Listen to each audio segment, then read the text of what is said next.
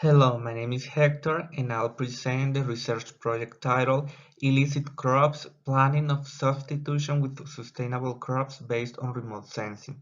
Application in the Sierra Nevada of Santa Marta, Colombia. The purpose of this research is to explore the use of remote sensing techniques for the planning of sustainable crops in the Sierra Nevada de Santa Marta, Colombia, in areas affected by deforestation caused by the spread of illicit crops.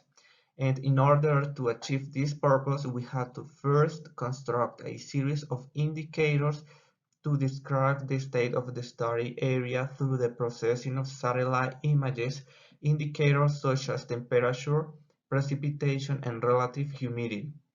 Second, we had to identify illicit crops in the study area through the NDVI in order to know the conditions of the area for planning alternatives.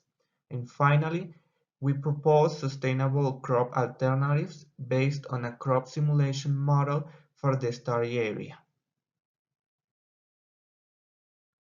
The project is developed in the Sierra Nevada de Santa Marta, specifically in the department of Magdalena and La Guajira, in the municipalities of Santa Marta, Rio Hacha, and Dibuya, as can be seen in the figure.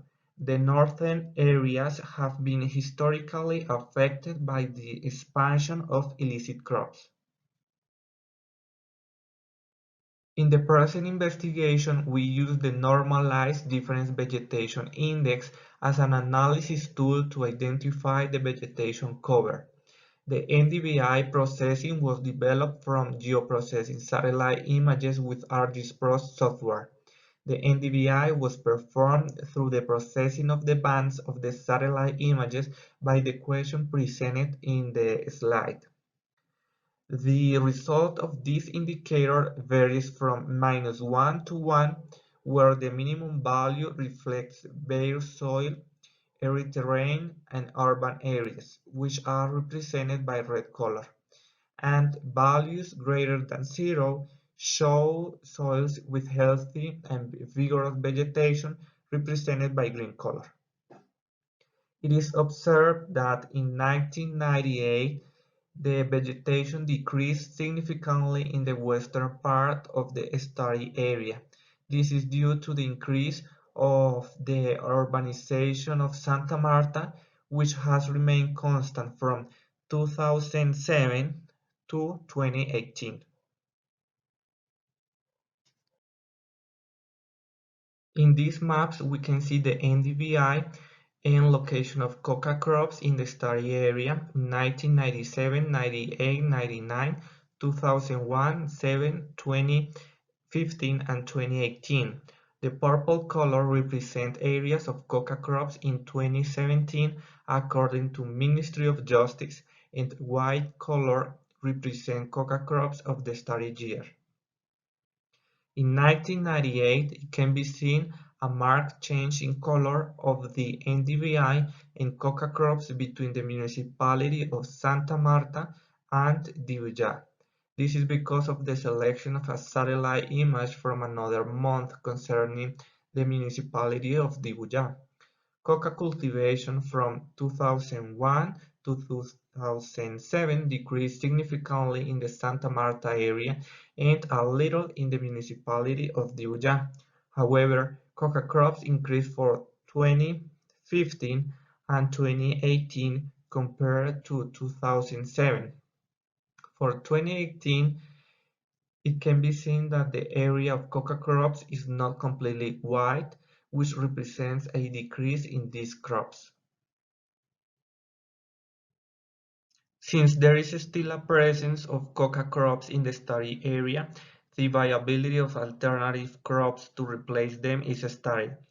10 sustainable crop alternatives are selected for the area. As can be seen in the table 1, only 4 of the 10 crops chosen meet the conditions of relative humidity, precipitation, and temperature that occur in the area, which are mechanized rice, beans, plantain, and cassava.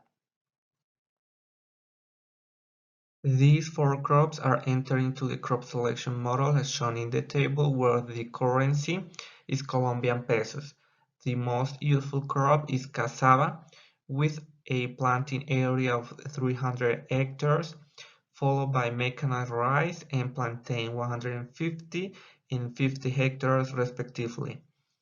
This significant difference in utility occurs due to the difference in the yields of each crop.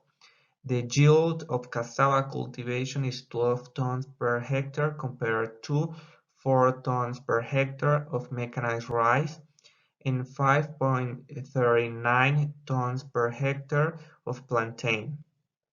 In this analysis are no results for the cultivation of beans because its utility is negative and doesn't comply with the restriction of the crop selection model. The yield of the bean crop is very low in the study area compared to the other crops, being 0.87 tons per hectare. The conclusions of the research are that satellite images are a good tool to visualize a multi-temporal change in coca cultivation and extract information on the vegetation cover of the area to be analyzed. Furthermore, the geospatial data offered by the United States Geological Survey is easily accessible, and through the use of ArcGIS-Pro software allows the geoprocessing of these images to be able to carry out an analysis and assertive interpretation of the problems present in the area to be studied. This research, together with the generation of new knowledge in the management of the vegetation cover, can provide guidelines in the formulation of land use policies at a regional, national, and international scale. Through the implementation of these policies, sustainable crops are proposed as a solution to this problem. According to the parameters of relative humidity, precipitation, temperature, and utility, rice, plantain, and cassava should be sown, cassava being the crop that generates the highest utility to the population of the study area. Thank you.